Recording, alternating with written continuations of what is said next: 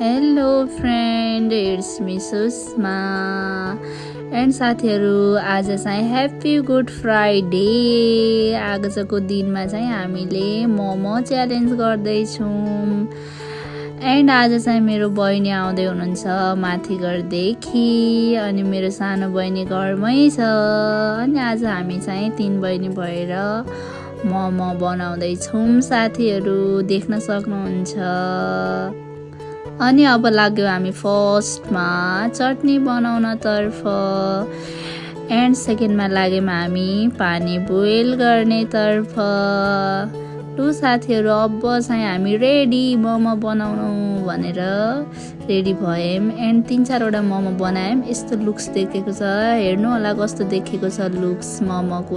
मोमो त एकै ठाउँमा भयो गोलमोल। एन्ड अब चाहिँ मोमो पाकिसक्यो।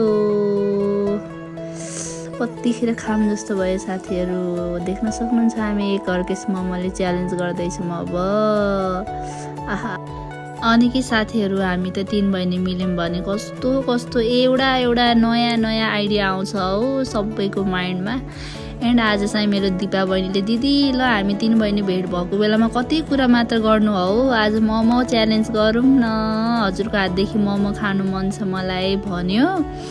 अनि म चाहिँ छिटो गएँ, नयाँ मोमोको भाँडा ल्याएर आएँ, अनि हामीले चाहिँ मोमो बनायो। अब चाहिँ मोमो च्यालेन्ज गर्दैछौँ। देख्न सक्नुहुन्छ मेरी कान्छी बहिनीले मलाई जिती।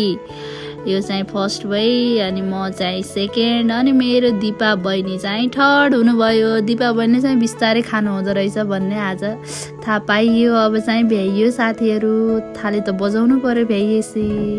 देख्न सक्नुहुन्छ हाम्रो गोल्डन स्पुन। एन्ड साथीहरू, आजको मोमो एकदमै मिठो भयो।